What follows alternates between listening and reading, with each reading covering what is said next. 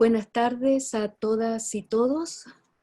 Les doy la bienvenida a la tercera sesión del curso Sociedad Mapuche, Pueblos Originarios y Estado de Chile, amenaza a la diversidad cultural del Colegio de Antropólogos de Chile. Hoy, martes 6, nuestra sesión se denomina la construcción de los pueblos originarios. En la sesión de la semana pasada, las antropólogas Magdalena Toledo y Tatiana Araya y el antropólogo Kunde Munter nos introdujeron algunos conceptos como raza, etnia, mestizaje, colonialidad, resistencia, descolonización, interseccionalidad, y también nos hablaron del rol de la antropología en el desarrollo de estos conceptos. Como hemos podido constatar en las dos sesiones anteriores, los conceptos se construyen en el tiempo en distintos contextos sociales, culturales, políticos y económicos, y por ello son problemáticos. No tienen un solo significado y tienen un efecto social y político. Como por ejemplo, el concepto de raza, ¿no? Que como sugiriera Magdalena Toledo la semana pasada, es un concepto más doctrinario que científico y corresponde a un intento de clasificación de la diversidad humana y de explicación de las diferencias culturales en base a los conceptos de las ciencias naturales. Y aunque este ha sido invalidado, continúa usándose para justificar las desigualdades. En ese sentido, podríamos decir que el concepto de raza, más que un invento científico, es una creación del racismo. La sustitución del concepto de raza por el de etnia, como nos mencionaban y el expositor de la semana pasada, tampoco resuelve el problema del racismo, en el sentido de que se continúa inferiorizando a otros grupos sociales por sus rasgos culturales, lingüísticos, religiosos, en relación al grupo de referencia, es decir, a un nosotros. Para el enmarque de estos conceptos, las y el expositor de la semana pasada nos ofrecieron un análisis crítico a partir de los procesos de colonialidad, mestizaje, creolización, resistencia y el concepto de interseccionalidad que introdujo Tatiana Araya. Para terminar este breve resumen y enlazando con las presentaciones de hoy, Kunde Munter al final de la sesión nos dijo en relación al rol de la antropología, que si bien esta es una disciplina colonial, en sus orígenes y en parte también en sus dimensiones metodológicas y epistemológicas actuales, es al mismo tiempo la disciplina que más herramientas e inspiraciones nos brinda para abrirnos a las otras experiencias y aprender de y con ella. Esto es para descolonizar el mundo. El objetivo de la sesión de hoy día es comprender el desarrollo de la teoría antropológica en Chile a fines del siglo XIX e inicios del siglo XX y su contribución a la construcción de los pueblos originarios en el territorio nacional como un otro.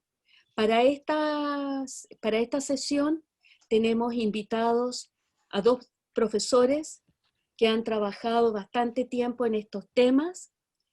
Héctor Mora Navrab, doctor en Ciencias Sociales, académico del Departamento de Antropología, director del Centro de Estudios Socioculturales e investigador principal del Núcleo de Estudios Interculturales e Interétnicos de la Universidad Católica de Temuco.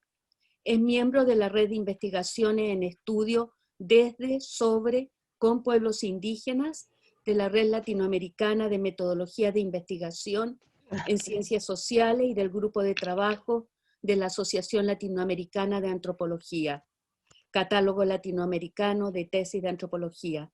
A partir del año 2010 se ha centrado en investigar la historia de la antropología en Chile, la construcción discursiva de la alteridad en el marco del saber erudito y antropológico, desde fines del siglo XIX hasta mediados del siglo XX, y las estrategias de investigación en antropología y ciencias sociales. André Menard, antropólogo de la Universidad de Chile y doctor en sociología por la Escuela de Altos Estudios en Ciencias Sociales. Andrea ha participado en diferentes proyectos de investigación y publicado trabajos referidos mayoritariamente a la historia y la política mapuche, especialmente a la obra de Manuel Aburto Panguilef, con especial énfasis en cuestiones de raza, escritura y archivo. Actualmente trabaja sobre las relaciones entre magia y política y la espiritualización de la política indígena. Es académico del Departamento de Antropología de la Universidad de Chile. Héctor, Andrés, gracias por haber aceptado nuestra invitación y bienvenidos a esta sesión del Colegio de Antropólogos. Para iniciar, solo recordarles que al término de las presentaciones de Héctor y Andrés, vamos a hacer el ciclo de preguntas, para lo cual les pido que las escriban en el chat y que Pamela Fernandois, vicepresidenta del Colegio de Antropólogos de Chile, las va a estar recibiendo en Facebook Live. Entonces, sin más preámbulo, le damos la palabra a Héctor Mora. Gracias, Héctor. Muchas gracias. Voy a proyectar una presentación. No sé si te está proyectando o no. Parece que no. Sí. ¿Sí? ¿Se está Sí, se está viendo, Ah, perfecto, muchas gracias. Se ve perfecto, maestro, se ve perfecto. Ya. Bien. Primero agradecer la invitación que me realizó el Colegio de Antropólogos. Y para mí también es muy placentero compartir con Andrés esta sesión número 3 del curso que el colegio ha organizado, ¿ya? Mi presentación va orientada a presentar cierta perspectiva de análisis que trabaja en torno a la representación de la alteridad indígena en el discurso antropológico situado en la primera mitad del siglo XX. Entonces, para eso he organizado una presentación que va a incorporar algunas imágenes y algunos ejemplos que me interesa que puedan ilustrar lo que voy a ir exponiendo. Quería partir con esta diapositiva que es una cita de un trabajo de varios autores, entre ellos Irina Podgorny, que se ha dedicado a estudiar temas, ¿cierto?, vinculados al desarrollo de la arqueología y de la política científica en Argentina, ¿ya? Dice, los museos de historia natural de América del Sur empezaron a analizarse como meros dispositivos de propaganda o de control de los estados nacionales. Esta línea, originalmente promovida por la crítica ideológica de los llamados estudios culturales y de los estudios postcoloniales, se combinó en la década de los 90 con el furor que desencadenaron los trabajos sobre el nacionalismo, la construcción de las tradiciones y la creación de comunidades imaginadas. En este marco se instaló como lugar común que los museos se establecían como máquinas de representación de la nación. Nadie, sin embargo, se encargó de demostrar este enunciado. Entonces me parece interesante iniciar con esta cita porque interpela, de alguna forma, también como nosotros, o nos interpela como nosotros, en este caso los antropólogos o cientistas sociales en general, nos disponemos para conocer, ¿cierto?, caracterizar el desarrollo de nuestro trabajo, ya sobre todo considerando este trabajo situado en una perspectiva histórica o temporal. Esta idea del lugar común en la representación, ¿ya? Es interesante porque de alguna manera va fijando ciertas concepciones, ¿ya?, o preconcepciones que se van tejiendo, orientadas, ¿cierto?, a caracterizar y darle connotaciones o situar este quehacer.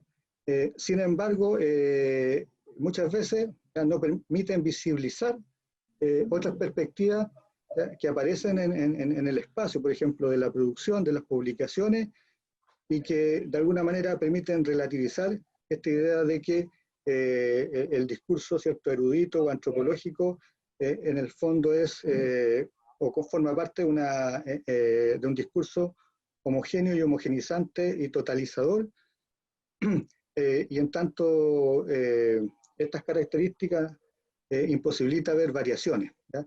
Entonces yo me tomo un poco en este sentido de una senda que abre Theon Van Dyke, que plantea que es interesante sobre todo concentrarnos de alguna manera en los discursos que son contrahegemónicos o los discursos que en el fondo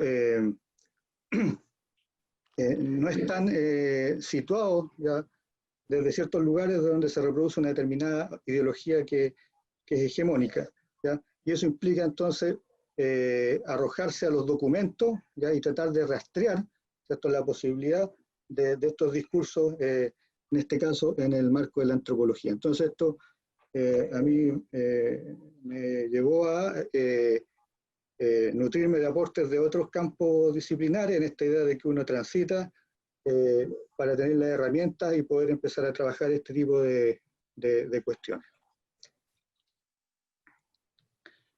Entonces, en esta, podríamos decir, clave, hay una serie de interrogantes que uno puede plantear, ¿ya?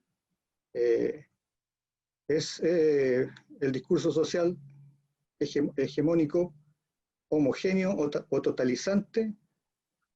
¿O es posible identificar ciertos discursos que son contrahegemónicos, pero que no logran legitimarse en el espacio público, pero sin embargo quedan inscritos y pujan ya por esa inscripción, ¿ya? Y el espacio público puede ser el espacio de un paper, ¿ya?, o de cualquier, o de un periódico, o de una conferencia, o sea, cualquier forma de comunicación, ¿ya?, que se haga o que entre en escena, ¿ya?, en determinado momento de la historia.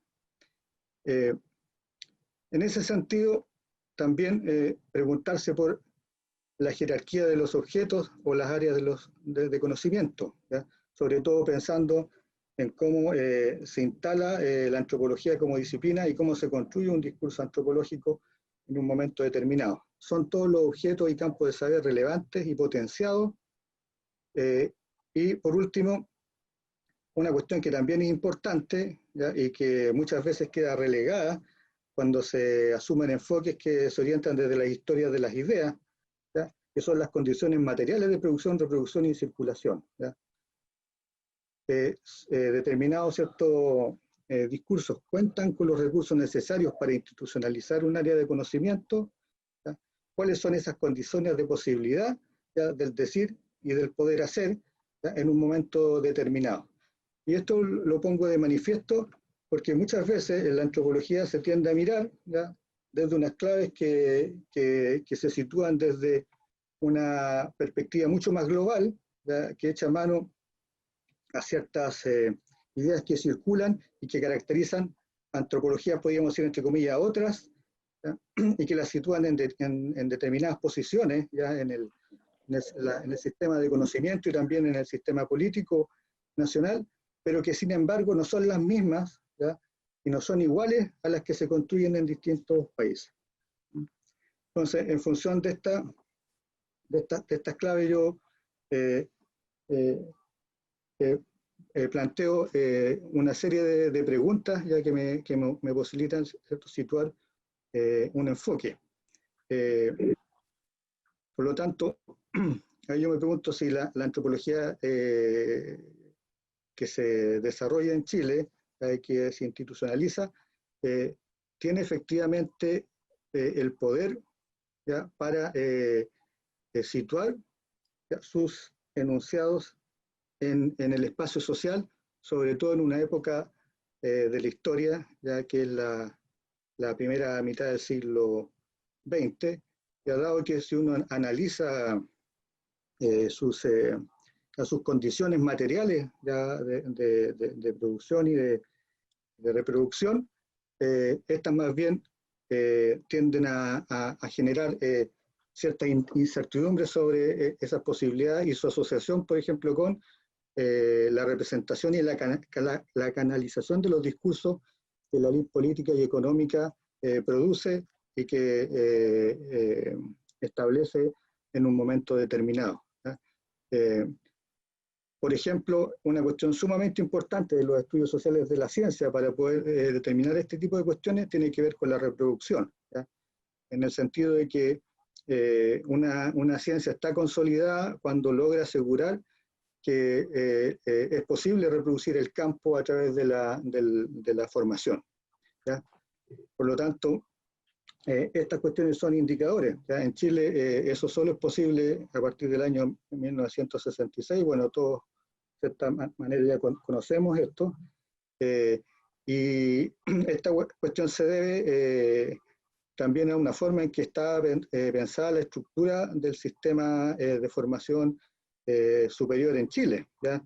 Recién en el año 54 se logra impulsar una idea, ¿ya? Que es en cierta medida reproducir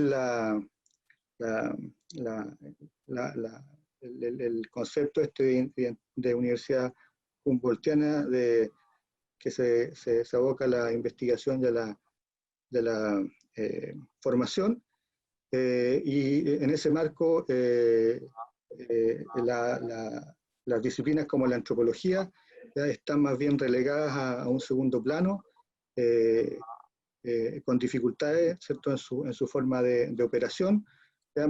La cuestión que se debe en cierta medida a que el objeto, ya, sobre el cual anclan su discurso y su sentido puede ser pensado como un objeto que no merece y que no es necesario de cultivar, ¿ya? O sea, no está necesariamente pensado como un objeto que es valorado para reproducir, ¿ya?, y potenciar un proyecto nacional. Podríamos poner en el lado completamente opuesto el caso mexicano. Ahora, esto no quiere decir que desde Chile, por ejemplo, un pequeño país, no haya circulación de conocimientos, y que tampoco quiere decir que no se incorporen ciertas perspectivas y por lo tanto las visiones teóricas no existan y se remitan solo a meras descripciones. Y entonces aquí les quería mostrar yo una primera imagen que es bien interesante, ¿ya?, porque nos habla de varias cosas. Este es un estudio social, ya lo que se llamaba en ese momento una monografía, ya monografía de una familia obrera de Santiago, que es escrita por Guillermo Izaguirre y Jorge Errázuri en 1903. Entonces, lo interesante es que este trabajo implica la incorporación de una forma, de una perspectiva de investigación que había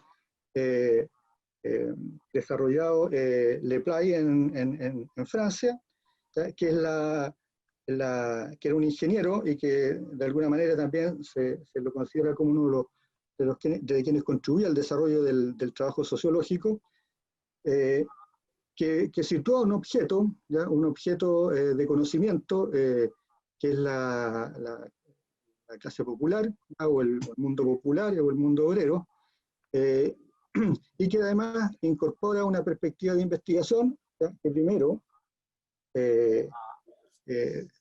se distingue, ya podríamos decir, o distingue en el plano metodológico del proceder, por ejemplo, de la estadística, pero por otro lado legitima la monografía como un elemento central para investigar, ¿ya?, entendida esta monografía dentro de lo que se conocen con posterioridad, o este enfoque de los estudios de caso. Ahora, lo interesante es que esta investigación, ¿ya?, echa mano a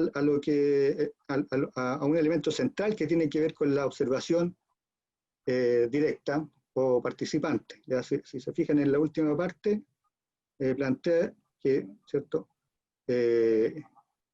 se debe hacer una observación detenida y profunda, diaria, durante mucho tiempo,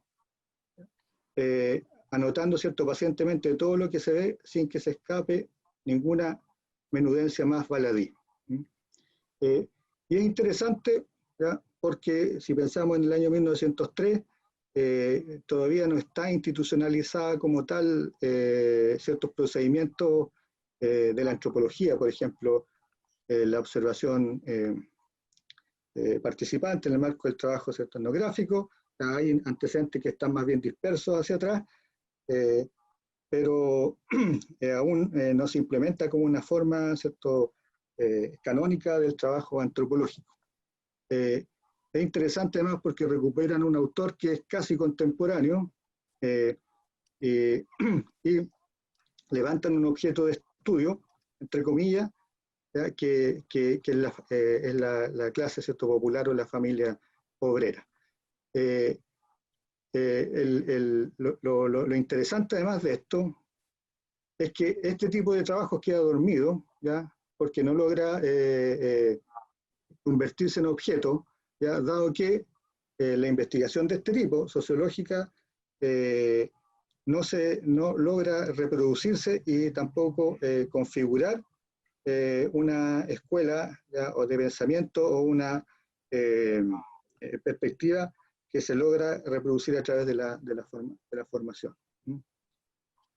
Entonces, queda en el archivo ahí, aun cuando puede ser interesante y hubiese posibilitado un desarrollo de la sociología mucho más temprano de lo que lo hace en el caso chileno.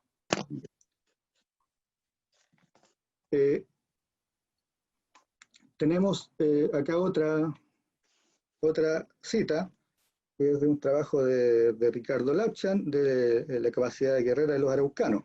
¿Ya?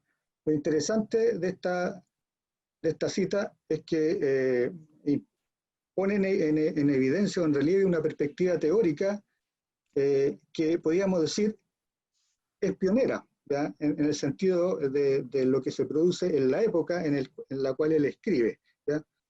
Sin embargo, también queda ahí, ¿ya?, y no logra desarrollarse, ¿ya?, porque como ustedes saben, sobre todo en esta época, no hay una profesionalización del trabajo, en este caso antropológico, y los actores en el fondo se dedican a muchas cosas, ¿ya?, y entre ellas el trabajo en antropología. Lapchan era perito minero y tenía una empresa de pintura, ¿ya?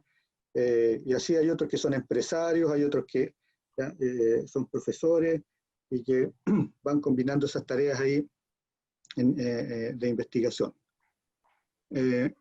Entonces,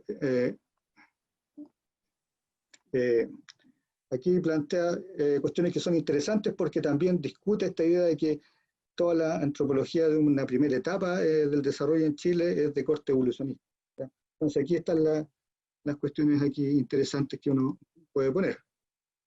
Me está molestando una cosa aquí. Ahí está. Cuando un pueblo se halla más o menos aislado, en una tierra de abundancia natural, siempre existe la tendencia a permanecer en estado estacionario, ¿ya? El mayor o menor progreso depende en gran parte de la facilidad de sustentarse.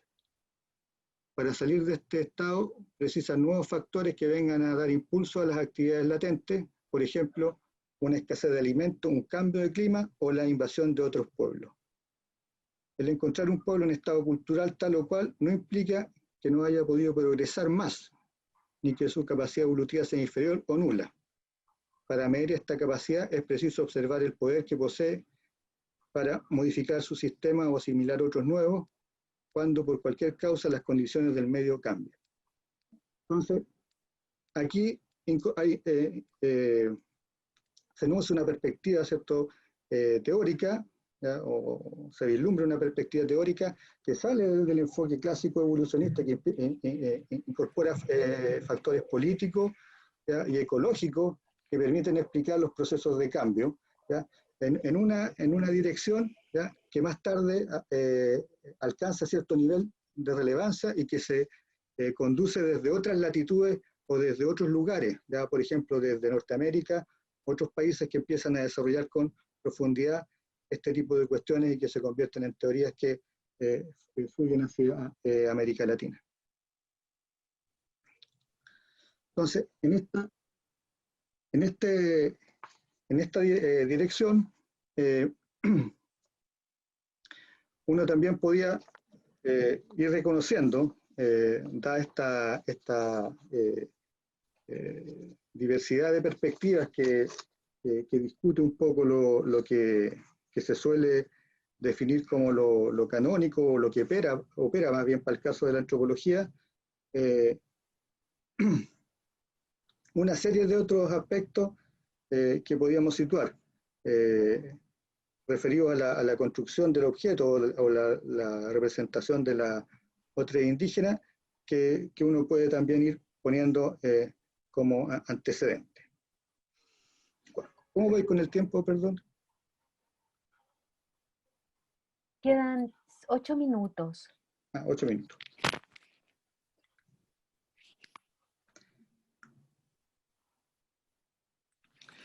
Bueno, entonces, aquí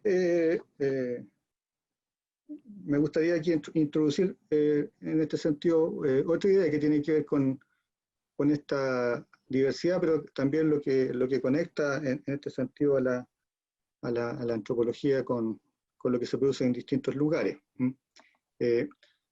Este pequeño fragmento es de un texto de Leotardo Matus, que es un antropólogo, entre comillas, antropólogo físico, profesor de educación física, ¿ya? Que aquí nos regala una pieza para el análisis, ¿ya? Bien interesante en su texto sobre vida y costumbre de los araucanos, ya de 1913. Plantea aquí lo siguiente, dice: el indio que vive aún en estado primitivo reside en parajes apartados de los centros de población, de modo que el que desee estudiar sus costumbres, su manera de vivir, tiene que verse obligado a abandonar las comodidades del hogar o del hotel para ir a buscarlo a 10 o 15 leguas de la ciudad. Es allí donde se encuentra en estado primitivo, sin esos cambios y modificaciones que produce el contacto con la civilización. Es allí donde se encuentra el indio puro, que conserva todos los vestigios y caracteres esenciales de su propia raza. Pero para esto es necesario, como decía, ir a buscarlo, darse la molestia de recorrer a caballo largas distancias, siguiendo caminos, senderos estrechos, atravesando las inmensas montañas que conducen al viajero a parajes hermosos, ahí donde el chileno llega a comprender lo que vale la belleza de su patria, las riquezas que encierran sus montañas. Este tipo de cuestiones tiene que ver con cosas propias del género etnográfico que, por ejemplo, describen Marcuse y Guzmán. Es la idea del estar allí, ¿ya? Y la idea del viaje. ¿Ya? Como estos tipos no pueden viajar a otros países, ¿ya? Lo que hacen como estrategia es construir un otro que está alejado, ¿ya? Y situado en un mundo natural. Entonces ahí hay una continuidad, ¿ya? Y hay una retroalimentación de un discurso circulante a nivel global, que es el discurso, ¿cierto?, de la antropología, sobre todo de la época, que es apropiado por este autor. De hecho, el trabajo de Matus es una especie de gran etnografía escrita en 28 o 30 páginas, ¿ya? Donde recorre todos los aspectos canónicos que debiese considerar una etnografía de la época. Pero lo interesante acá es que también se transmite una representación del indígena.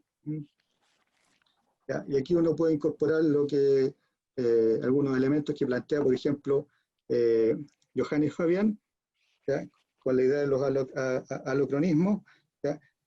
A partir de los cuales se construye, sobre todo en esta primera etapa, una representación del indígena. ¿Ya?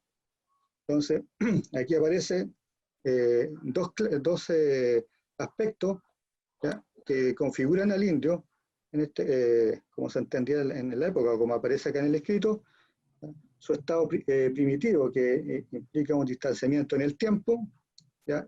Y su residencia apartada, ya que lo sitúa en una distancia de tipo espacial. Por lo tanto, esta es una forma de representar lo indígena, ¿ya? Que está cruzada, ¿ya? Porque el indígena se encuentra en un tiempo, ¿cierto?, en un tiempo distinto, en un estadio, podríamos decir, evolutivo anterior, ¿ya? Y que en su estado puro se sitúa en una espacialidad también distinta, ¿ya? En la lejanía de un centro, de los centros, ¿cierto? Residenciales o urbanos de la ciudad en este caso. Sin embargo, este tipo de representaciones, ¿ya?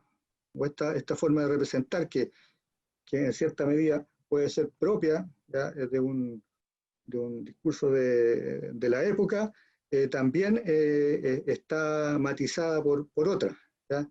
Y en este sentido, podríamos decir, no hay homogeneidad en las representaciones de que se construyen sobre la indígena en ese momento.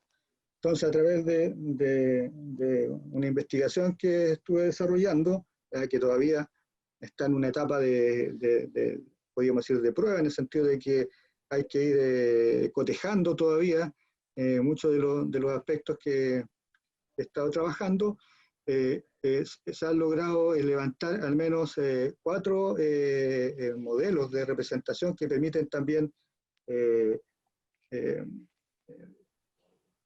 relativizar esta imagen homogénea que está asociada a la producción antropológica, ¿ya? Un primer modelo que recalca la limitación intelectual del indígena por falta de actividad cerebral, que distingue un indio puro de un mestizo, que califica el mestizaje como degeneración racial, y que sitúa lo civilizado como una mera exterioridad, sin embargo, ¿cierto? No productora de un cambio a nivel interno, ¿ya? Después tenemos otro que le sitúa ciertas dificultades a nivel intelectual, ya en el aprendizaje, en el desarrollo cultural, resalta la capacidad física, su capacidad también para las manualidades y el trabajo agrícola, y su factibilidad de integración, ¿cierto? A distintos oficios. Y por otro lado, hay perspectivas que se sitúan en cierta medida en una valoración más positiva, ¿ya? Que le asignan capacidad intelectual, que se refleja en la complejidad de la lengua, el conocimiento de la naturaleza y la cultura material.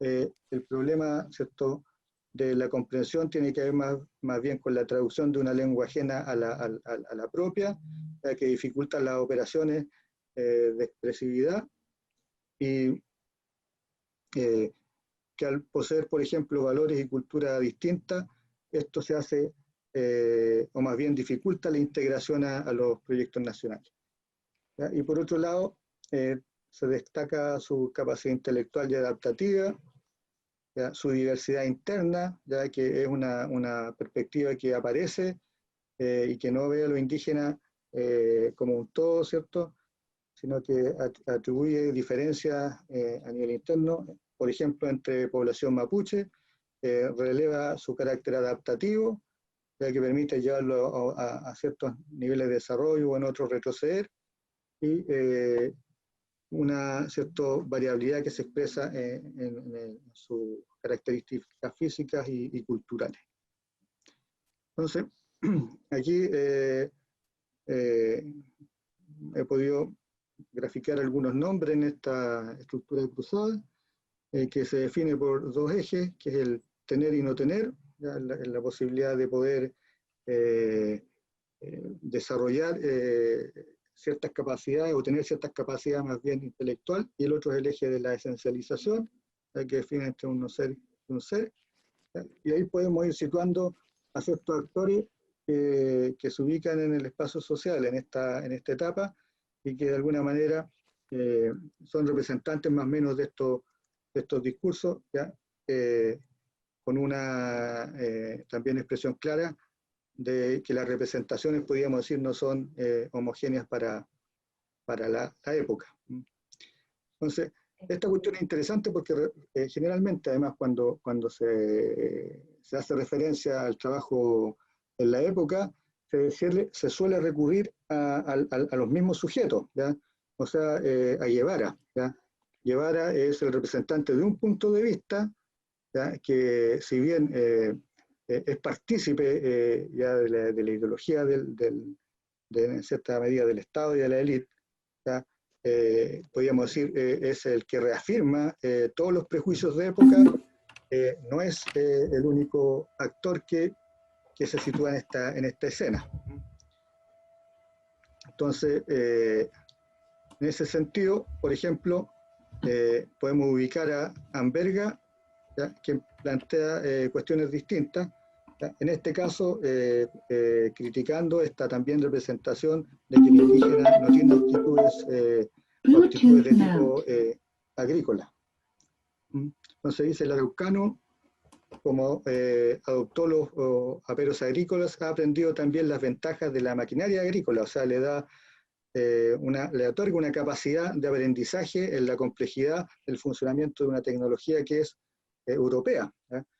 Conozco indios en el corazón de la Araucanía que poseen máquinas y motores.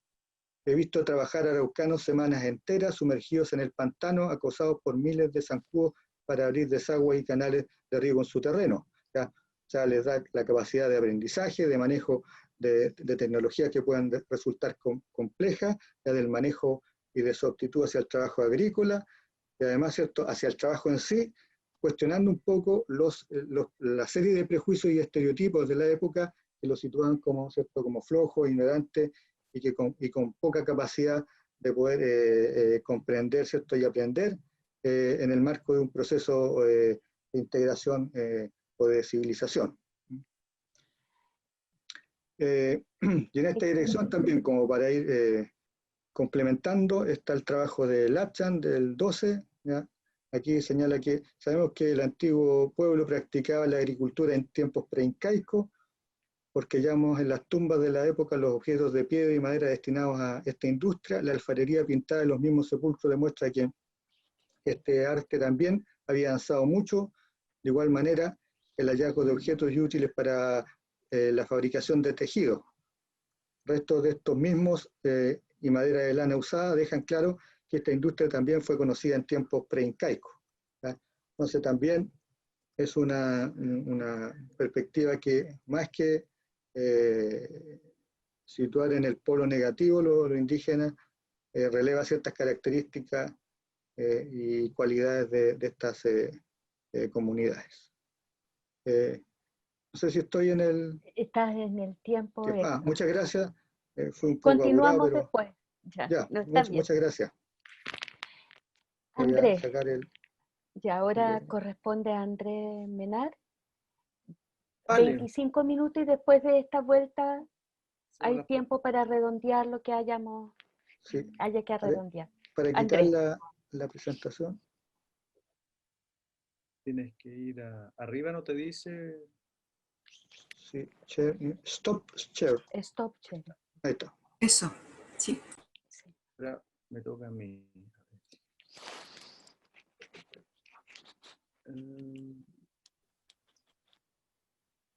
Ya. Hola, buenas tardes. Gracias por invitarme, por estar todos escuchándonos, viéndonos. Voy a partir rápido para que tengamos tiempo para preguntas. Yo un poco voy a tomar, a ver, Héctor en cierta manera mostró un poco la historia de este mapa de la antropología del principio del siglo XX. Yo, y un poco las líneas de su evolución, ¿no es cierto? Yo voy a ver más bien voy a tratar un par de problemas, sobre todo en relación al concepto de cultura, que me parece que son como, hay continuidades y en ciertas ideas, prejuicios, incluso paradojas que están en este concepto que ya estaban cuando se instalan, ¿no? A fin del XIX, principio del XX, y que siguen hasta el día de hoy. Entonces, por ejemplo, yo quería partir, centrando con el concepto de cultura, primero citando al senador Moreira, que el otro día lo vi en un matinal, que estaban hablando de la AFP, ¿no? Y estaba Kremerman, ¿no?, de la Fundación Sol, explicando, digamos, con muchas cifras por qué, digamos, un sistema con un pilar estatal importante era más rentable, era mejor, etcétera. Y era muy sólido, digamos, lo que presentaba Kremerman estaban todos de acuerdo, ¿no? Los animadores del matinal, todo el mundo, hasta Moreira estaba de acuerdo con él. Entonces, pero el problema de Moreira era cuando le dice, bueno, pero se da cuenta que es mejor tener un sistema de reparto estatal. Moreira dijo, sí, tiene razón, pero eso funciona en Europa, no en Chile, porque tenemos otra cultura. No tenemos la cultura para tener este sistema estatal, ¿ya? Entonces, lo que me interesa es que eso que está diciendo Moreira ahí, creo que es muy indicativo de el concepto de cultura que ocupamos, ¿no?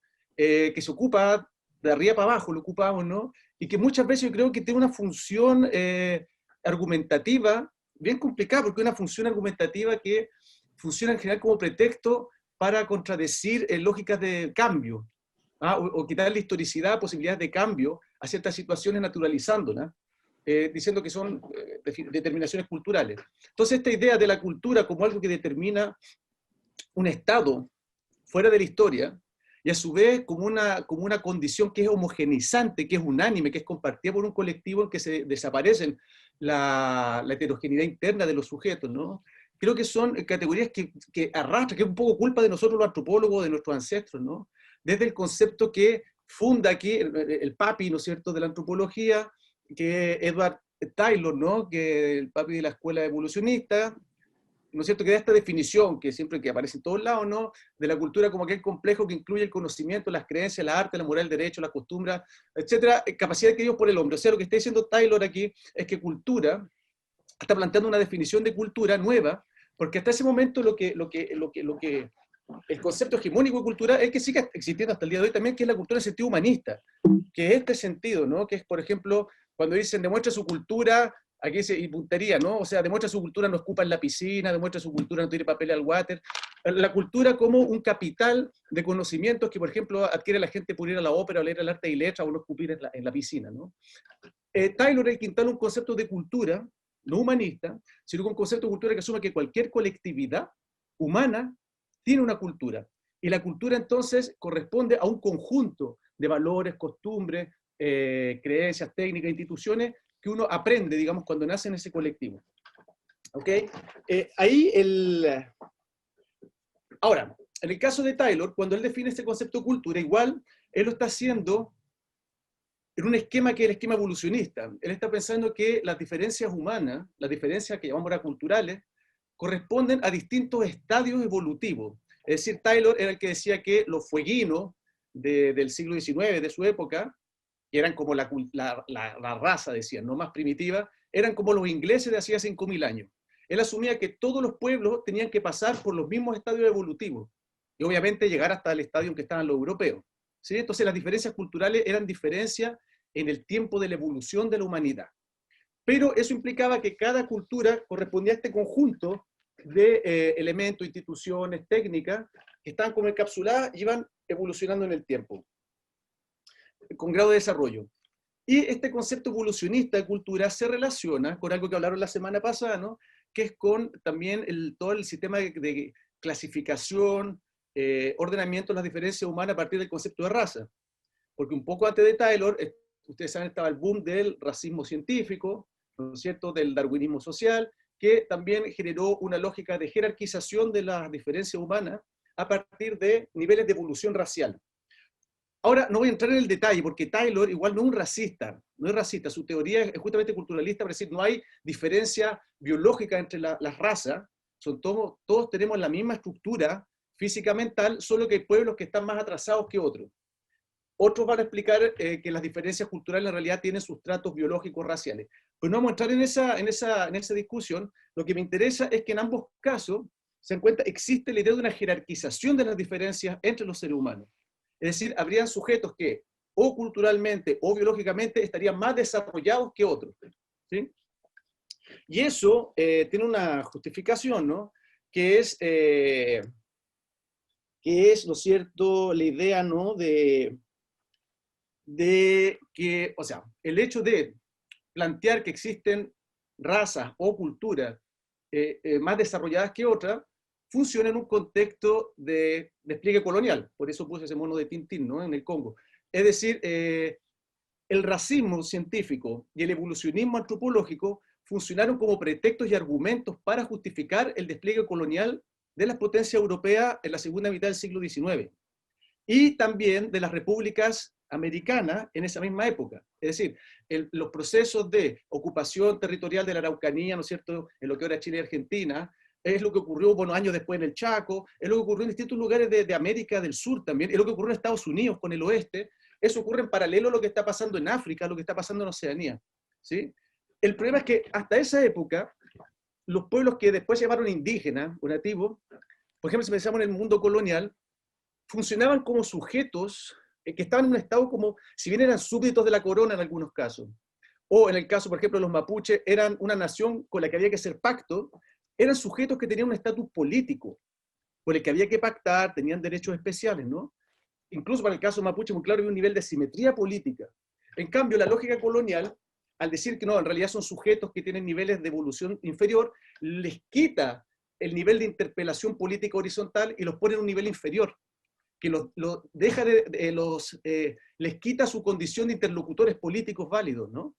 Ya no se vuelve gente con lo que uno hace pacto, se transforman en sujetos, ¿no es cierto?, que son de una raza inferior o de una cultura inferior, que por lo tanto no están en el mismo nivel de interlocución política, y las tierras que ellos controlan entran en la doctrina de la terra nullius, ¿no?, que es decir, tierras donde no hay estados soberanos modernos, son tierras que no son de nadie, que por lo tanto pueden ser ocupadas por potencias modernas, ¿no?, por estados modernos.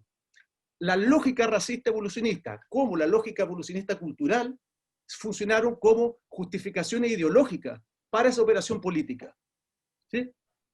Y si uno piensa, el momento de la pacificación de la Araucanía, como se llama, la conquista del desierto, es decir, la ocupación militar de los territorios mapuche, uno de los argumentos era Vicuña Maquena, Lastarria, todos eran sujetos que estaban leyendo a los raciólogos, ¿no es cierto?, científicos, porque ese era un argumento que permitía justificar esa ocupación y decir, no, ¿hasta cuándo se hacen tratados con estos indígenas si son de una raza inferior o de una cultura inferior? Por lo tanto, no son interlocutores políticos, y eso sirvió para justificar la ocupación. Ahora bien, no voy a entrar en detalle, pero un poco, como decía Héctor, hay que tener cuidado que cuando empecemos a ver a los actores, sobre todo antropólogos de fines del XIX, principio del XX, tampoco es unánime, hay distintas posiciones, vamos a ver algunas. No son todos racistas. Hay sujetos como Nicolás Palacios, que era un racista, pero Guevara, vamos a ver, es distinto, esa ley es distinto, lo vamos a ver ahora. Bueno, esta es la época, lo que hablaba, la época de los zoológicos humanos, ¿no? En toda esta lógica de inferiorización del otro a través de su zoologización, si quieren, ¿no? Lo que les quita, lo que me interesa insistir, les quita esta dimensión política y interlocutor político a nivel horizontal.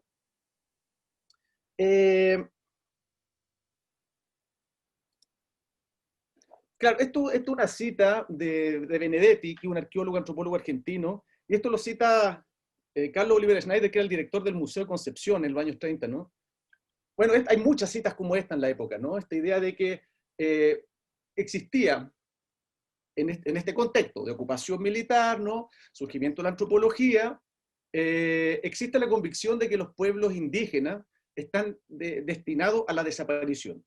O a la desaparición física, biológica, por su degeneración racial, o a la desaparición cultural por absorción de la cultura superior, por decirlo así, ¿no? Y por lo tanto, toda esa primera antropología se pensó siempre como una antropología de rescate, es decir, era casi una arqueología. Era la idea de que se estaban registrando los últimos vestigios de algo que se estaba acabando. Y eso es muy importante, y hay que ver que gran parte de las organizaciones mapuches, por ejemplo, de principios del siglo XX, pelearon muy duramente contra este fantasma de que los mapuches eran una raza que se estaba extinguiendo, tratando de mostrar, digamos, su vigencia, ¿no? Ese otro tema no lo vamos a ver ahora.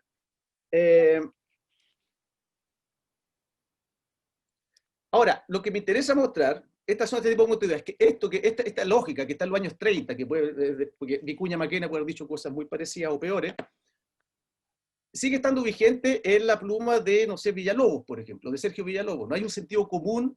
O sea, Villalobos como que agarraron un viejo del siglo XIX y lo pusieron ahora, digamos, a hablar las mismas estructuras, ¿no?, discursivas, ¿no? Esto de un texto, ¿no es cierto?, del año 97, no es para qué leerlo, pero se los voy a resumir. Es la idea que está discutiendo con Rolf Ester y Jorge Vergara, ¿no?, la crítica que le hacían a su teoría de la cultura fronteriza, ¿no?, de las relaciones fronterizas. Porque ¿cuál es la tesis de Villalobos? Que ustedes saben, contra el mito, dice él, de que habría habido una guerra de 300 años entre mapuches y españoles. Lo que ocurrió fue que hubo una guerra en el siglo XVI, después se estableció una frontera, una zona de frontera de intercambio, y como la cultura española y luego la chilena era superior, se generó una voluntad de integración espontánea de los mapuches a la cultura superior. Y parte diciendo entonces, porque Fester y Vergara dicen, no, pero lo que él llama una integración de una cultura inferior a una superior, en realidad es una relación interétnica, dicen estos otros antropólogos. Y Villalobos le dice, no, usted no puede comparar naciones con etnias. Y eso es muy importante. Cuando dice ahí, ¿no es cierto?, que las etnias son agrupaciones culturales menos desenvueltas, es decir, menos desarrolladas. Los diaguitas, los pehuenches, etcétera, ¿no? Y la opone a nociones altamente evolucionadas como la española y la chilena. Se dan cuenta, reinstala, y insisto que esto es un sentido común que sigue vigente en mucha gente, hasta el día de hoy, le aseguro, ¿no? Esta idea de que una cosa es la etnia, una cosa es la nación, de que hay sociedades que son más desarrolladas y otras que son menos desarrolladas. Y obviamente esto tiene una lógica ideológica en Villalobos. Él lo que quiere demostrar es que los mapuches se integraron espontáneamente, cultural y racialmente, a la sociedad hispano-criolla y a la chilena, y por lo tanto sus reivindicaciones actuales no tienen un soporte racial, fundamentalmente, que sostenga su diferencia política. En el fondo es raciológica el argumento de Villalobos, por eso lo plantea. Ahora, todo lo terrible que puede ser el argumento de Villalobos, lo que me parece más preocupante es que hay una noción de cultura en Villalobos que está vigente y funciona incluso en los discursos de los más mapuchistas, digamos, ¿no? O de los más indigenistas, que es una lógica propia del culturalismo, ¿no? Y es que, por ejemplo, Villalobos quiere demostrar, es tramposo Villalobos, porque quiere decir, él quiere, en su argumento retórico, él dice, mira, los mapuches, de hecho, están dejando de ser mapuches porque están integrando a la cultura superior. La prueba, y aquí hay una serie de rasgos, ¿no? El olvido paulatino del idioma, que los jóvenes no hablan, papel de aquello de las machis, menor frecuencia en los guillatunes, que van a estudiar educación básica y media, que tienen un título universitario, trabajan en talleres de industria, ¿sí? Es decir, lo que hace Villalobos, y voy a poner una palabra que me acuerdo que el primero que le escuché ocuparla es José Ancano, instala un mapuchómetro, en este caso, que podríamos aplicarlo también para un aymarómetro, para lo que quieran ustedes, ¿no? Un mapuchómetro, es decir, lo que hay detrás de eso es un concepto de la cultura como un conjunto cerrado de rasgos, ¿no? Como un repertorio de rasgos. Entonces ya, guillatún, pum, mapuche, machitún, mapuche, lengua mapuche, pero usa zapato, entonces un punto menos de mapuchidad, ¿no? Va a la universidad, un punto menos de mapuchidad. ¿Se entiende, no? Y esa idea sigue existiendo hasta el día de hoy, incluso no en Villalobos. Hay gente que puede ser muy pro mapuche, sigue estando esta idea de que la cultura es un conjunto cerrado, y que un poco como la definición que daba Taylor al principio, es un conjunto cerrado de rasgos donde tú puedes medir niveles de identidad y de autenticidad respecto a esa cultura. El problema, se dan cuenta que hay una perversidad ahí, ¿no? Porque justamente lo que Villalobos le está pidiendo a la etnia, es decir, que sea un conjunto cerrado que no cambie de elementos fijos, es justamente lo que no le va a pedir a una nación. Por lo tanto, una etnia, por definición, siempre va a estar desapareciendo, porque no existe ninguna sociedad en el mundo que no tenga cambio, que no incorpore elementos que vienen de afuera, que no tenga historia. ¿Sí? Eso es importante. Entonces, esa es la trampa retórica de Villalobos. Y se explica, ¿no? ¿Por qué él está suponiendo que la cultura asociada a una etnia tiene que ser homogénea e inmóvil, compuesta por individuos anónimos y unánimes, ¿no? Y que no cambien en la historia? Y volvemos a encontrar el argumento del senador Moreira, la idea de la cultura como algo que no cambia, que es unánime, ¿no es cierto?, que está fuera de la historia. Entonces aquí hay como una reflexión, digamos, que hago, ¿no? Tanto el mapuchómetro, ¿no? Tanto el evolucionismo de Villalobos, pero también culturalismos posteriores, se asume la idea de la cultura como una totalidad de repertorio inmutable de ciertos rasgos, lo que les decía recién. La cultura se supone así opuesta al cambio, a la variación, a la heterogeneidad entre sus miembros, ya que todo cambio significaría una pérdida de su identidad o autenticidad.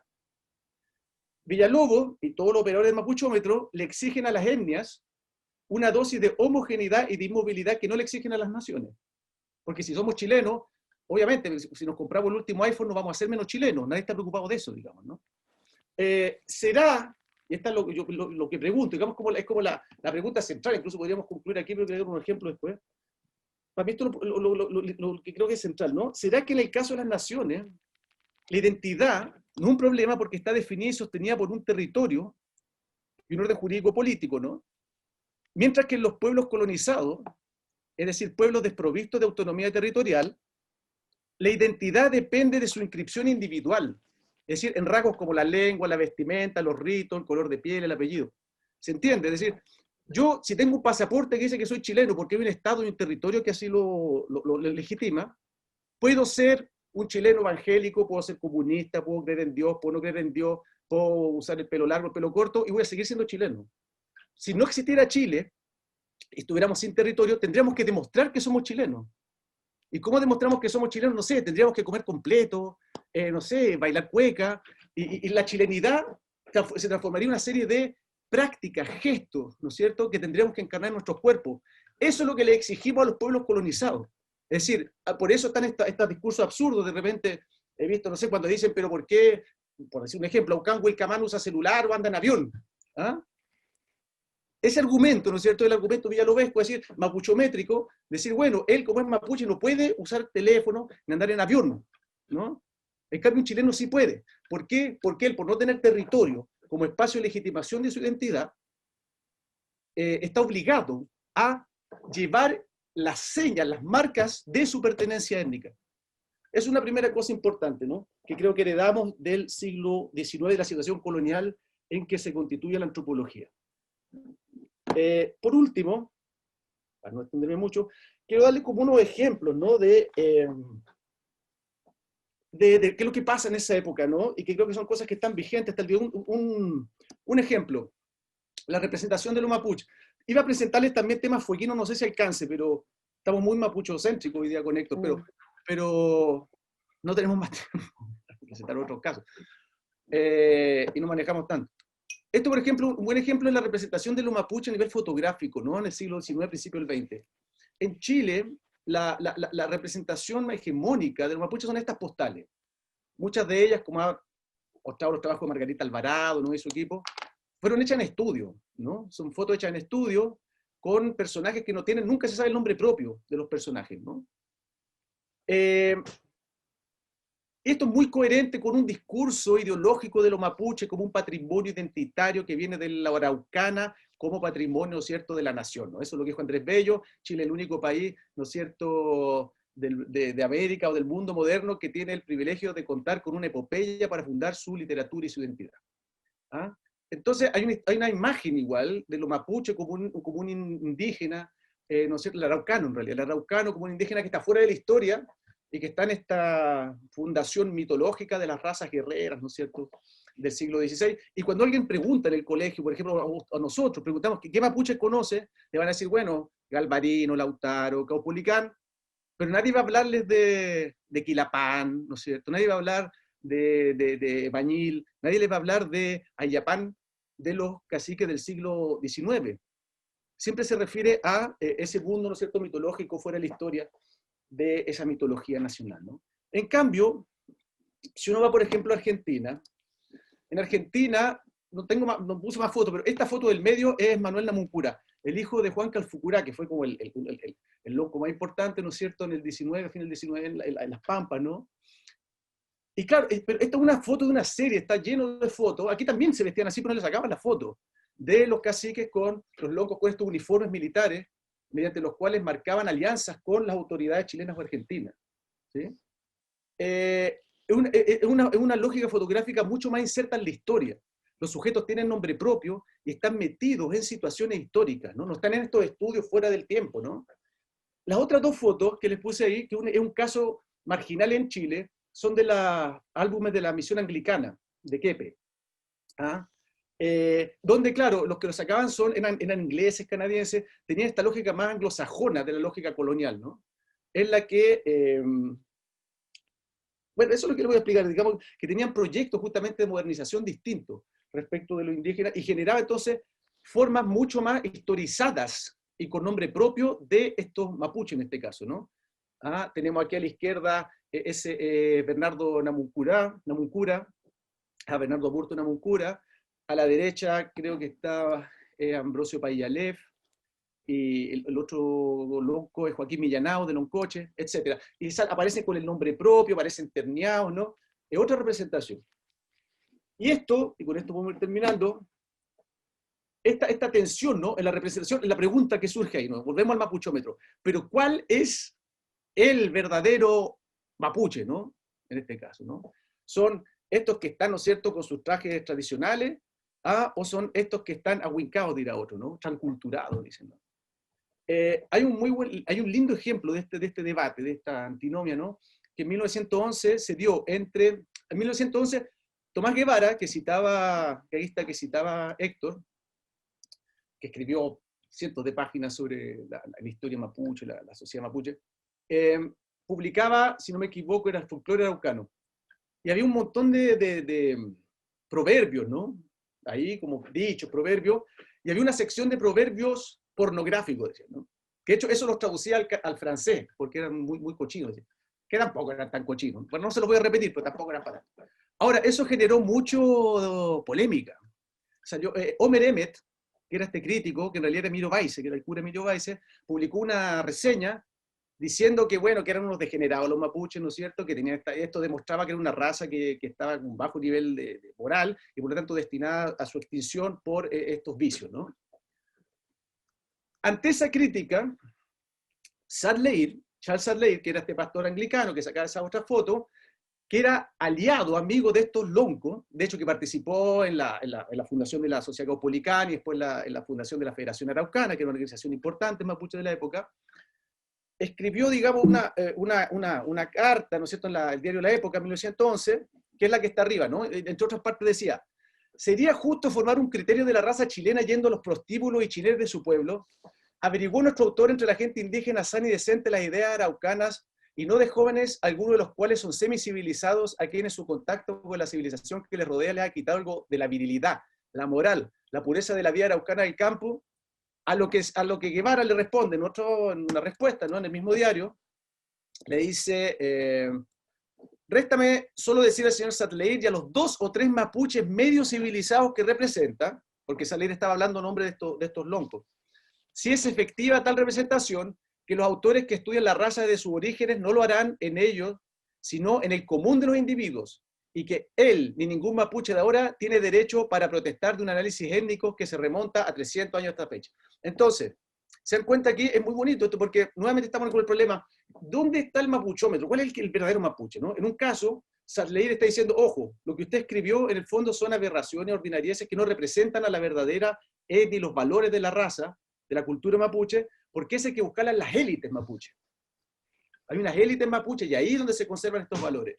En cambio, Guevara era más como populista en ese sentido, no decía, no, la cultura no está en esa élite porque, y Sadleir decía, porque las clases mapuche inferiores ya están contaminadas por la civilización. Y dice, porque los vicios también evolucionan. Entonces, la pornografía, los vicios serían los influjos negativos de la civilización para el pastor Sadleir. Y habría que buscar los valores verdaderos araucanos en las élites. Guevara dice, no, las élites son las que ya están medio civilizadas, hay que buscar el verdadero ethos mapuche en el mapuche común y corriente, y ahí van a ver ustedes que son mapuches todos lascivos, sin pudor, etcétera, buenos para el carrete, etcétera, ¿no? Entonces, cada uno, lo que me interesa aquí es que no vamos a decidir nosotros, ni nos corresponde a nosotros decir cuál es el que tiene razón o no. No. Lo que me interesa es una lógica que existe hasta el día de hoy, de mapuchométrica, o etnométrica, no sé cómo llamarla, ¿no? Que se cuenta que es absurda. Digo, ¿por qué? Imagínense que estoy haciendo esto con un chileno, digamos, ¿no? Buscando cuál es el verdadero chileno, ¿no? El que está justamente, es el roto chileno, es la élite. Es un poco una discusión con lo que tienen los historiadores chilenos también, de cuál es el verdadero chileno, pero no nos vamos a meter en eso, ¿no? Debbie, ¿cómo estamos de tiempo? Estamos justo en el tiempo. Si necesita unos minutos más, puede ser. O damos, ya. Entonces, cierro con esto, una cosa que vuelvo a decirle. Que esto también es interesante ver que esto corresponde a proyectos políticos de integración o de lo mapuche distintos. Guevara tiene un proyecto que está más en continuidad con las que tenían las misiones católicas, y era un proyecto de integración de los mapuches por el mestizaje finalmente, por el contacto. Dice, a medida que los mapuches van a entrar en contacto con chilenos, van a aprender a ocupar la ropa, las tecnologías, se van a mezclar, y los mapuches van a ser absorbidos por la sociedad chilena, esta lógica mestiza. Por eso Guevara escribía, tiene muchas páginas, no les mostré ahora, pero de sexología mapuche. y tiene algunas cosas alucinantes con los juguetes sexuales que tenían los mapuches, así como unos dildos de cuero de caballo, unas cosas alucinantes. Entonces está muy preocupado de la sexología, porque es el instrumento de la integración. En cambio, Sadleir, que tiene una lógica más puritana, ¿no es cierto?, anglicano, ¿no?, inglesa, tiene esta lógica inglesa de que la integración no toca la raza. De hecho, en la misión anglicana, los anglosajones se casaban con anglosajonas, los chilenos anglicanos con chilenas y los mapuches anglicanos con mapuche. O sea, una cosa muy, muy, muy anglo, así, de no mezclar las razas, pero eso le permitía que la raza siguiera siendo la raza con terno y corbata. Fueron los primeros que tradujeron la Biblia al mapuzungún, tenían una imprenta. Entonces, la raza permanece biológicamente como raza, pero se va modernizando. En cambio, en el proyecto mestizofílico de Guevara, la raza tiene que absorberse en la integración racial, ¿no es cierto?, con la sociedad chilena, ¿no? Ya, podemos pararlo ahí, digamos, para dejar tiempo para las preguntas. Gracias. Gracias, André y Héctor. Damos tiempo para las preguntas y después un tiempo para cerrar sus argumentos, ¿les parece? Hay varias preguntas, yo voy a partir por dos que creo que pueden responder ambos, que tienen que ver fundamentalmente cómo entendemos hoy el concepto de cultura, y la otra es si en el mundo actual seguiríamos usando el concepto de etnia. ¿Y hay algunas preguntas específicas para ti, André? Te las menciono enseguida. Bueno. Si todos los grupos étnicos estaban situados en un territorio, ¿cómo surge el argumento de no reconocerles un territorio? Y la segunda, ¿qué lectura haces del uso del concepto etnia para aludir al pueblo mapuche? Y en ese sentido, ¿cómo evaluarías las afirmaciones de Villalobos de que los araucanos acabaron con los pehuenches, que eran enemigos de los huilliches, etcétera?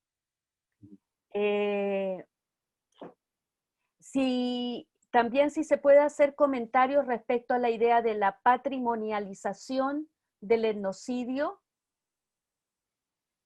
Y una pregunta general en razón de lo expuesto, en los eventuales escaños reservados para pueblos indígenas en la Convención Constituyente y eventualmente en el futuro Parlamento. ¿Quién o quiénes y cómo se podría decidir la participación evitando el mapuchómetro, pero también evitando que sean cooptados por la élite política? Esto estaba en discusión hoy día en el Congreso, ¿no? Sí. ¿Y creen ustedes que los museos en el país siguen reproduciendo las representaciones basadas en la extinción y la inmutabilidad? Son bastantes preguntas, yo creo, bastante profundas todas, así que no sé quién, André o Héctor.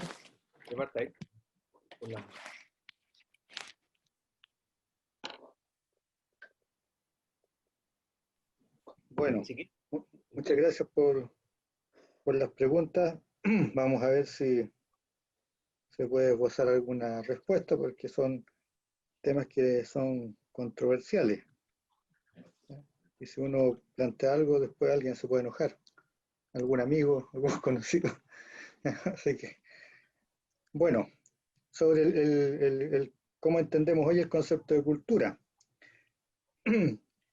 Yo haría una distinción ahí, de entrada. Yo creo que los distintos actores sociales están en pleno derecho de a pesar de que el concepto de cultura, ¿cierto?, tenga genealógicamente un origen, y ahí lo planteó Andrés, de poder definir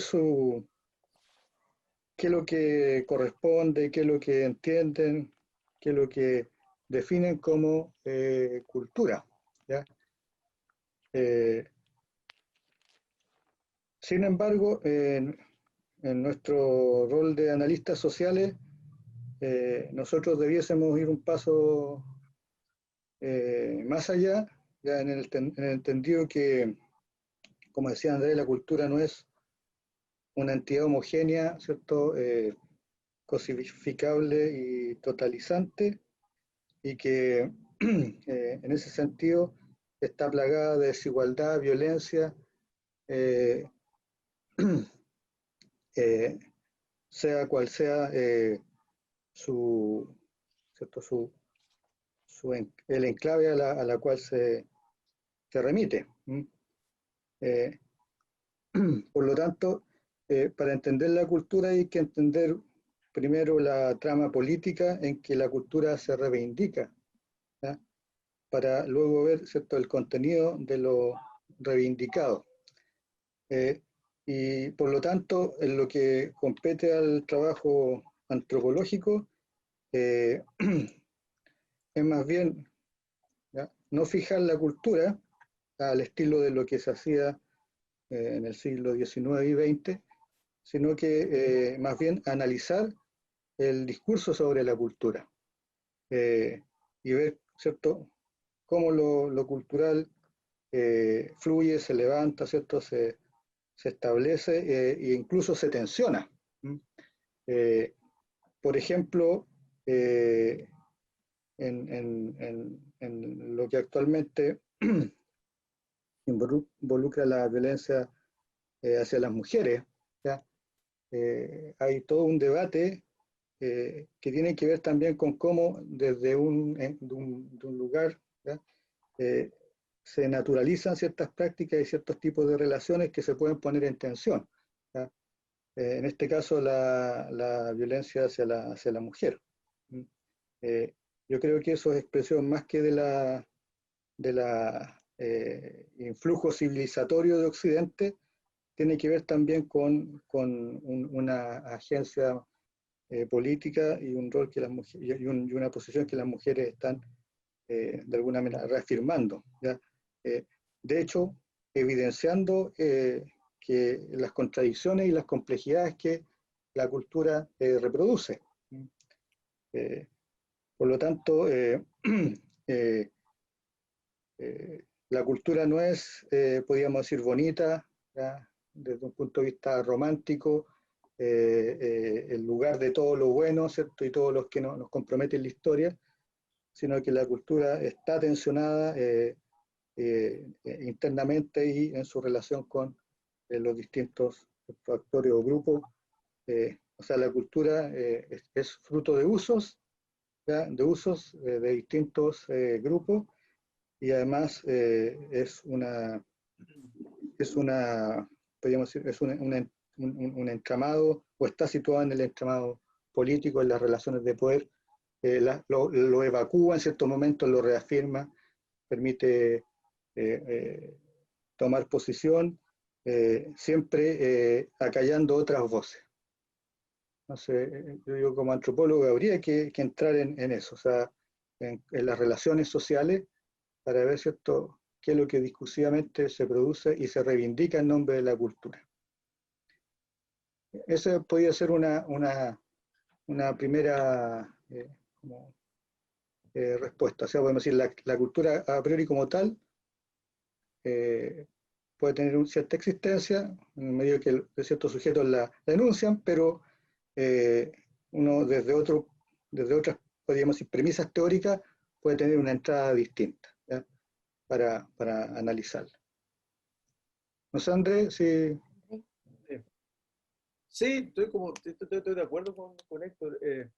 Quizá habría que distinguir entre un uso de un poco retomando lo que dice Héctor, como de la cultura como...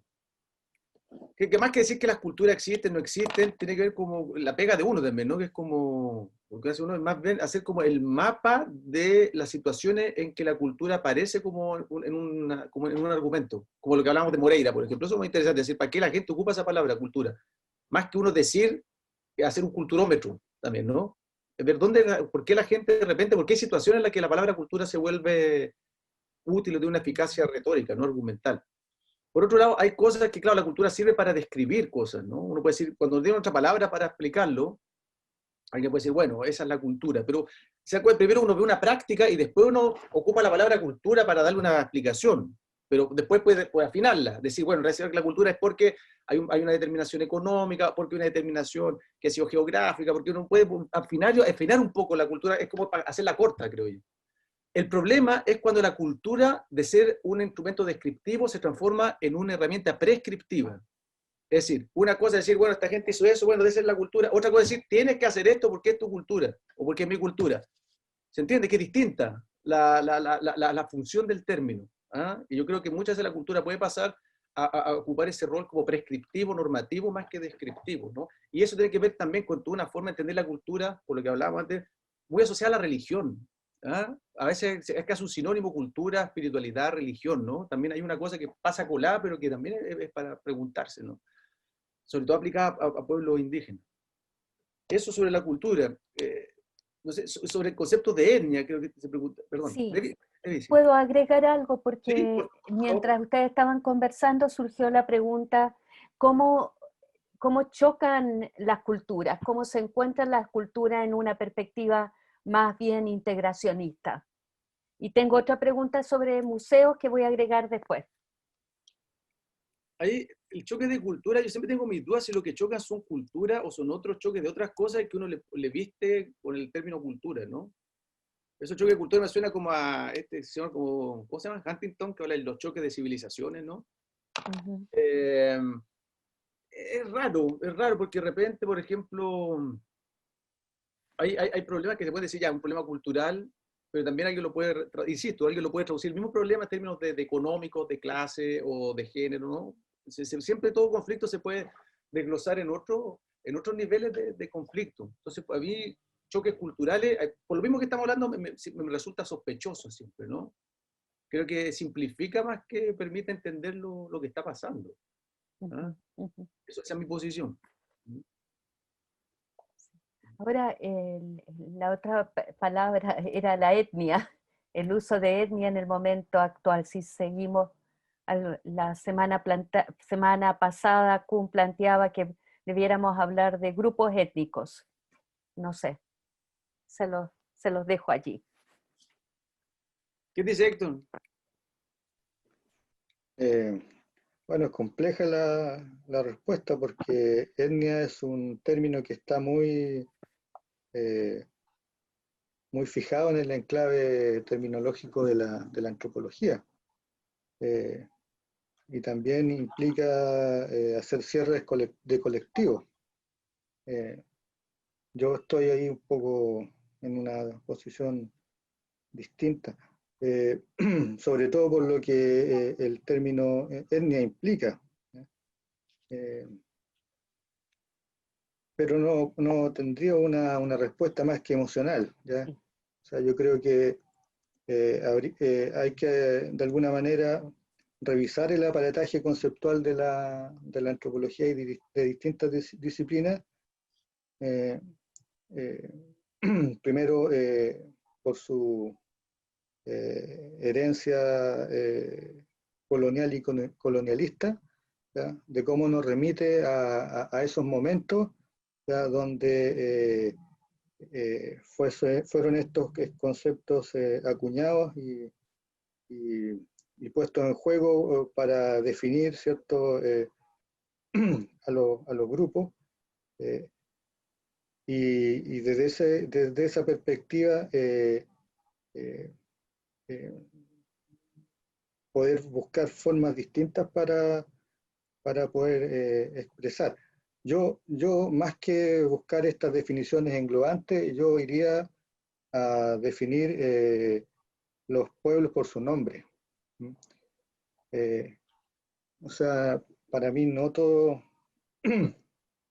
sea, para mí la salida sería hablar de eh, el pueblo mapuche, el pueblo aymara, ¿ya?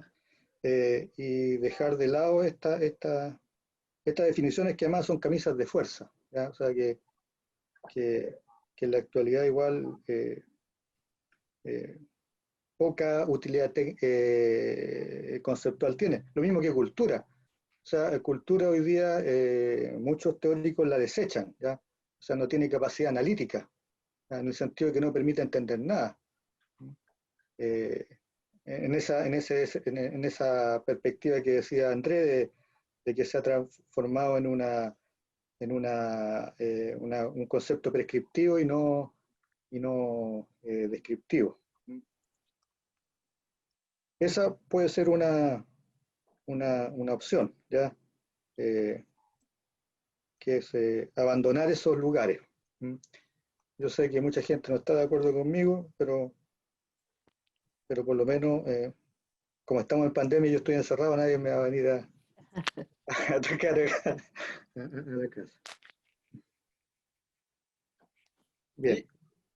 Andrés. Yo agregaría solo que insistir en que es importante ver el concepto no en absoluto o aislado, ¿no? Esos conceptos aparecen en contexto y tienen funciones políticas. Por ejemplo, etnia, decir etnia ahora, es distinto a haber dicho etnia en los 80, porque decir etnia ahora tiene que ver con la ley indígena, por ejemplo. Y ser reconocido como etnia tiene una cantidad de efectos en términos legales, digamos, ¿no? Territoriales.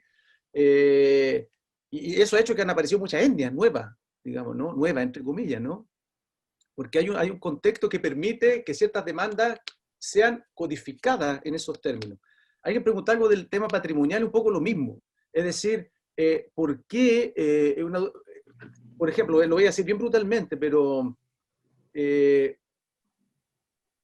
caso Pascualama, ¿no? Pascualama, ¿se acuerdan? Que iban el proyecto minero en el Huasco, ¿no? Arriba.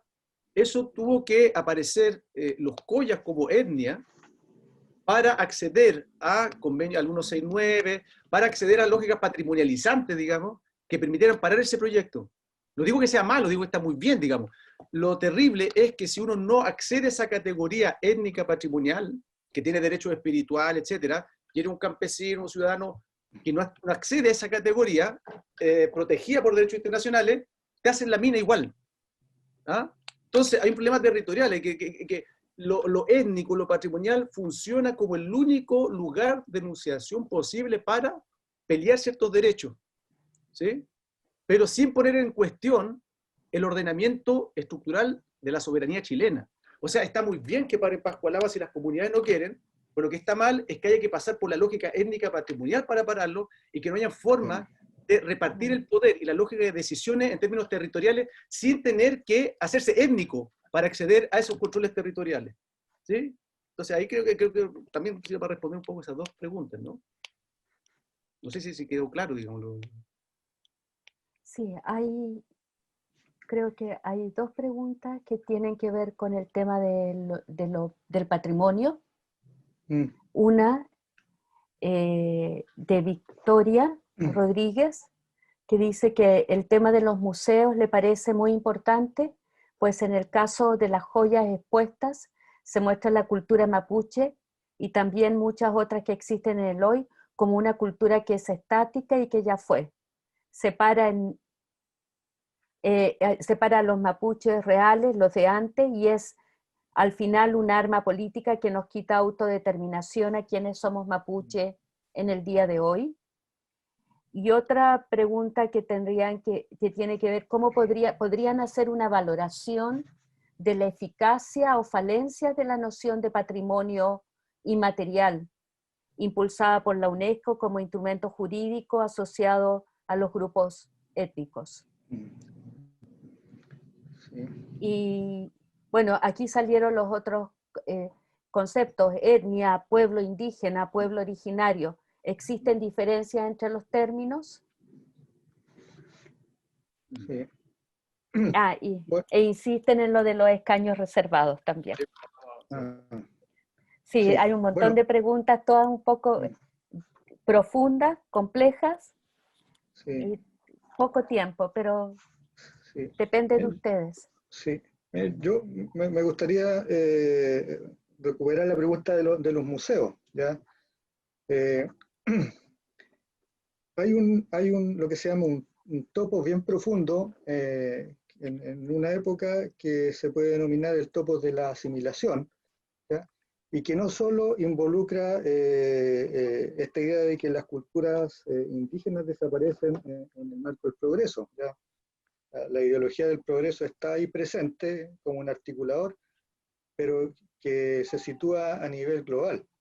De hecho, en el marco de la industrialización, los mismos países europeos ven cómo sus comunidades, ¿cierto?, van siendo desarticuladas. Y, y por lo tanto buscan de alguna manera generar ciertas estrategias para conservar o preservar, ¿ya? Por ejemplo, todo lo que es el estudio o el desarrollo de los estudios del folclore, ¿ya? La recuperación del saber popular que se lleva a cabo, por ejemplo, en Alemania en una época, siglo XIX, obedece a eso, ¿ya? Y que no es una práctica, el conservar no es una práctica que solo afecta a los pueblos indígenas, ¿ya? O sea, es una práctica y es una preocupación que es transversal y que configura una preocupación de época. Los hermanos Grimm, ¿ya? Y todo el asunto, todo el desarrollo del folclore es un ejemplo en ese sentido, ¿ya? Que son prácticas que recaen sobre el propio pueblo, ¿ya? Sobre el pueblo y enfocadas en el espíritu del pueblo, en tanto, ¿cierto?, las que vienen de la etnología, por ejemplo, de los pueblos naturales, ¿cierto?, que están en ultramar, ¿ya? Pero ambas están articuladas por la misma idea. En ese sentido, yo ahí relativizaría esta idea del museo, ya, porque los museos son formas de registrar y dejar testimonio que además involucran a una serie de otros ciertos aspectos de la vida, no solo lo indígena, lo que se ve como patrimonializado.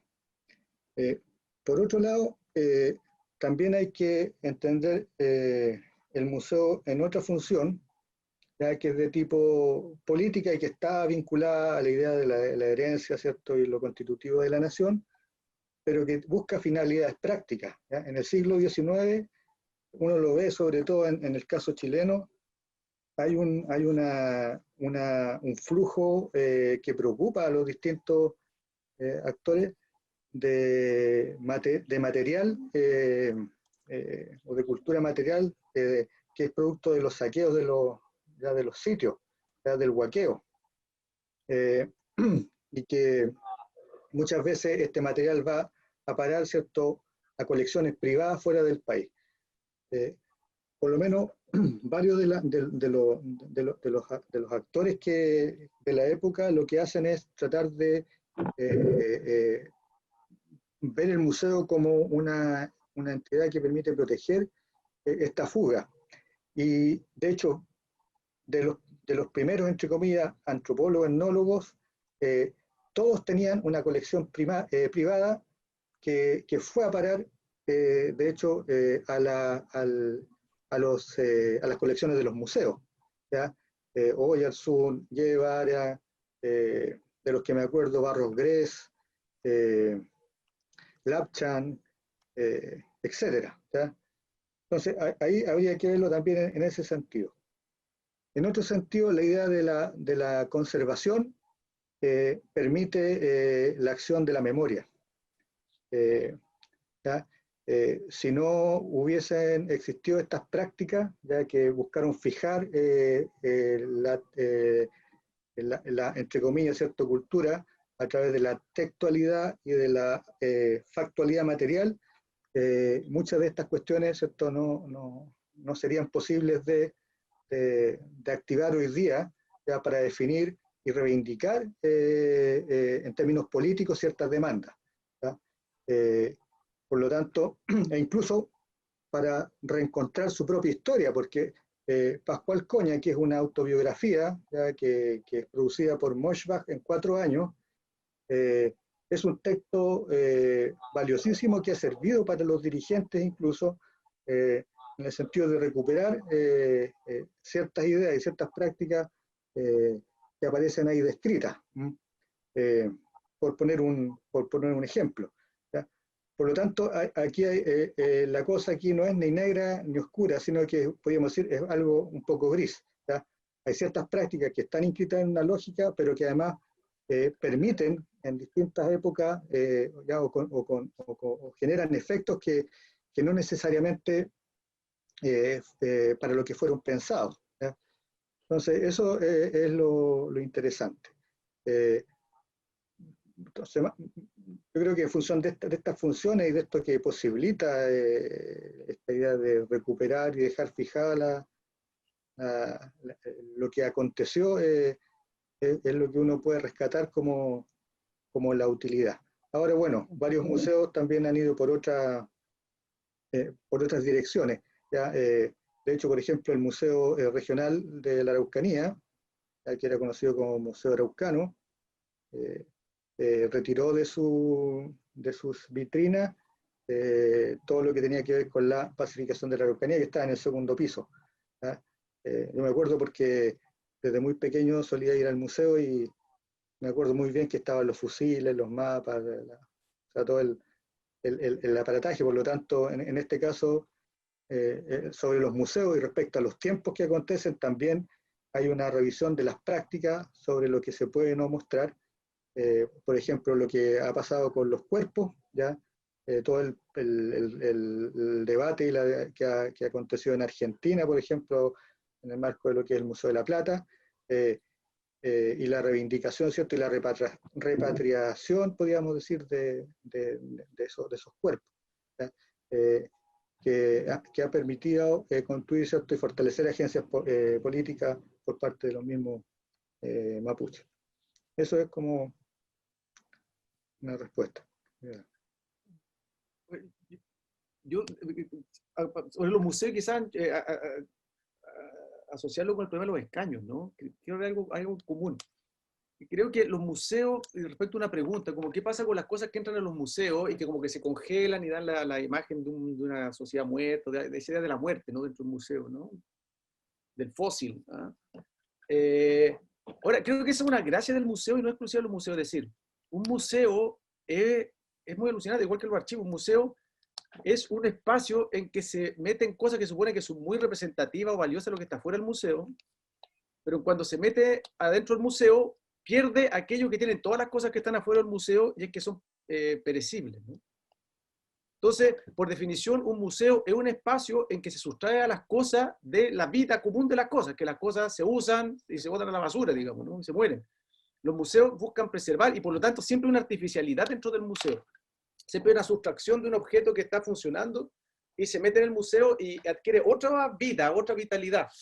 Que una vitalidad que yo creo que en eso comparte con prácticas y formas que existen fuera del museo. Que tienes que, por ejemplo, la botella en que tomó Bill Clinton cuando vino a Chile, ¿se acuerdan? Y que hay una fuente de soda ahí en Miraflores que se llama el bar del Clinton. Bueno, la botella está en una vitrina. Esa botella ya es más que una botella, ¿sí? Esa botella adquirió otro nivel. Ya no es un objeto, una cosa que tiene su historia. Ahí la gente en el local hicieron una operación museográfica, no estatal, no una operación museográfica propia. Creo que las animitas son otra forma también, ¿no? De un espacio que de cierta manera marca un acontecimiento y cada vela, cada exvoto va cargando esa cosa de un aura, de un carisma, de una magia que tiene la Mona Lisa dentro del Louvre, que puede tener el sable de Bulnes que se robaron del Museo Histórico Nacional, que puede tener una platería, ¿no? Ahora, la animita, la botella de Clinton, el sable de Bulnes, ¿no? Las joyas mapuche en el museo, todas tienen, creo que comparten esta vitalidad, esta energía que tienen las cosas cuando uno las mete en vitrina, si quiere. Cuando uno las saca de ser un objeto común y corriente y eso uno lo puede hacer en su propia casa. Yo que sigo este lápiz que me regaló, no sé, porque me regaló el nieto de Calfucura. Bueno, este lápiz no lo ocupo, lo tengo en una vitrina, ¿sí? ¿Se entiende? Todos podemos tener esa operación, ¿no? De sustraer un objeto del uso corriente. Ahora, lo que creo que es importante es el tema político, es decir, que lo que pueden son tensiones de quién maneja esa energética, que administra esa energética, digamos, que tienen los objetos que se museifican, ¿no? Entonces, por ejemplo, en San Pedro Atacama, no sé si se acuerdan cuando en el museo retiraron los cuerpos, se acuerdan que estaba la Michile, que era esta momia famosa, ¿no? Yo tuve un tema con la comunidad para sacar los cuerpos de la exposición. Hay un argumento como oficial que decir, bueno, a nadie le gustaría tener su abuelita expuesta y no sé qué, una cosa como humanista, ¿no? De la exposición del cadáver. Pero yo creo que es un argumento medio chueco porque cuando uno ve las prácticas tradicionales en el mundo andino, siempre existió la práctica de hay momias que tienen incluso como manillas, digamos, para llevarlas de un lado para otro, se sacaba a los abuelos, ¿no? Se les daba comida, hay un lugar en la casa para ponerlo, siempre una relación, digamos, con el cadáver, por decir. El problema es que aquí esa relación estaba monopolizada por un aparato no atacameño, digamos, ¿no? Entonces el problema es quién tiene el derecho a manejar esa energética, digamos, ¿no? Que está codificada en esos términos del museo moderno. Entonces hay alternativas, como decía, bueno, te decía Héctor, el museo regional, hay experiencias como el museo de Cañete, ¿no? El Museo Mapuche Cañete, si lo conoce, ¿no? Que tiene también políticas de integrar a la comunidad por ejemplo, en cómo se arman los guiones. ¿Ah? Y hablar con la gente, que la construcción del guión, o sea, asumiendo que es un espacio Winca, si quieres, ¿no? Que es un espacio moderno, ¿ah? Igual hay formas de abrirlo, digamos, para que participe la comunidad, para que se abra a otras participaciones. Y eso con la pregunta con los escaños reservados, porque creo que en el fondo tiene que ver con que se acuerda que el museo es una institución Winca, por así decir, occidental, asociada a un Estado soberano moderno. Son estados soberanos modernos que tienen museos, ¿ah? Archivos, museos, de esa manera. Eso es lo que es. Las otras sociedades tienen sus formas de archivar y museficar. O sea, cuando esa foto que les mostré de Manuel Namuncurá con el uniforme, yo tengo la convicción de que esos loncos, cuando se ponían esos uniformes y andaban con las cartas y los tratados, que se interactúan, ese uniforme se lo puede haber pasado al general Roca, por ejemplo, ¿no? Y marcaba una alianza, y ese uniforme era un uniforme que él usaba, que podría ser como cuando uno mete algo en una vitrina. Ese uniforme marca, digamos, un objeto que está cargado de singularidad, como las cartas de los tratados, o como en el caso de Manuel Aburto Panguilef, el apellido Aburto, que era el apellido que le dio el comisario de Naciones. El apellido funciona también como meter en una vitrina, como la marca de algo que yo tomo de afuera y lo incorporo a mi patrimonio museográfico. Pero son formas de museo mapuche en ese caso, ¿no? El problema es que existen museos que son museos a la moderna. El problema es quién gestiona ese museo moderno cuando está en un territorio mapuche, por ejemplo, o en territorio atacameño. Y ahí entonces viene el tema, porque es la relación con los escaños. Y era buena la pregunta de cómo ver quién va a los escaños sin operar el mapuchómetro, digamos, pero sin que sean cooptados por ciertas élites, ¿no? Y ahí está el problema, ¿no? Que creo que el problema de la función representacional política en el Estado igual funciona como los museos, igual hay una institucionalidad y un mecanismo que es estatal moderno, digamos, ¿no? De representación. La solución que ha habido hasta ahora para articular estas formas modernas estatales de representación con pueblos étnicos ha sido, por ejemplo, la consulta indígena. El problema es que la consulta, se dan cuenta, hay un aparato súper estructurado institucionalmente a nivel de Estado, pero el interlocutor puede ser comunidades, organizaciones, absolutamente amorfo institucionalmente. Entonces yo creo que tiene mucho menos peso en la interacción política. ¿A qué es lo que voy yo? Que en el tema de los escaños, obviamente que hay que resguardar de que los sujetos que entren no sean sujetos que estén operando, digamos, dentro para partidos políticos que ya existen, etcétera, ¿no? Pero creo que también sería un error suponer que puede uno acceder a un espacio mapuche anterior a la representación y que se represente. Me explico. También, como en las fotos que les mostraba, en el mundo indígena, por ejemplo, también hay representantes y hay élites que tienen el trabajo profesional de representar, ¿sí? Y entonces hay formas de darle voz a esas élites que son profesionales de la representación. Hay otras formas que son para tomar las opiniones, como consultas, focus group, encuestas, de gente que no es un profesional de la representación, ¿sí? No sé si se entiende lo que estoy diciendo. Es decir, que para los escaños, y para la respuesta concreta de los escaños, hay que ver, digamos, cómo institucionalizar lo mejor posible la forma de darle espacio a gente que sea representante, digamos, ¿no? Que tenga trayectoria, digamos, y carrete en la representación política y en la interacción con las instituciones, digamos, políticas, formales, ¿sí? Y eso va a generar igual trabajar con una élite, con una clase, con un segmento de la población que se dedica a la representación política, digamos, ¿no? Contra la utopía de llegar a una representación directa, digamos, de la base, digamos, ¿no? No sé, quizás me fue el chancho, pero... Oye, lamentablemente estamos en el tiempo. Quedan varias preguntas por responder. Solamente las voy a mencionar. Había una pregunta sobre ¿Qué piensas, Andrés, sobre sobre el reconocimiento del pueblo chango? Si algún libro, esta es una pregunta de Facebook, si hay algún libro que trate el tema del mapuchómetro, si fuera posible. Libro así no puedo. Un artículo. ¿Ah? ¿Algún artículo? Un artículo podría haber, pero sí, tendría que pensar. Ya. Bueno, si lo encontramos, lo vamos a subir al Drive. Yo creo que debemos cerrar lamentablemente esta jornada tan provocadora e inspiradora también, interesante los temas y cómo se van conectando con las problemáticas que estamos confrontando hoy día como sociedad. Yo quiero, André, Héctor, agradecerles sinceramente el tiempo, la dedicación a esta actividad. Agradecer también a las y los participantes que han permanecido hasta ahora. Y quisiera recordarles que la próxima sesión será la última del módulo 1, en la construcción de los pueblos originarios, y que busca conocer las lógicas del Estado Nacional respecto a los diversos pueblos originarios, con la participación de Luis Campo, Pier Giorgio Di Gimignani y David Núñez. Ellos recomendaron algunos artículos que están en el Drive, de Luis Campo, de Pier Giorgio y David Núñez, por si tuvieran la posibilidad o las ganas de buscarlo y leerlo, allí se encuentran. Eso, vamos a dar por cerrada la sesión. Muchas gracias a Muchas todas gracias y todos. también por las Buenas preguntas, sobre noches. todo muy buenas todas y Súper buenas las desafiantes. preguntas. Sí. Gracias. Sí.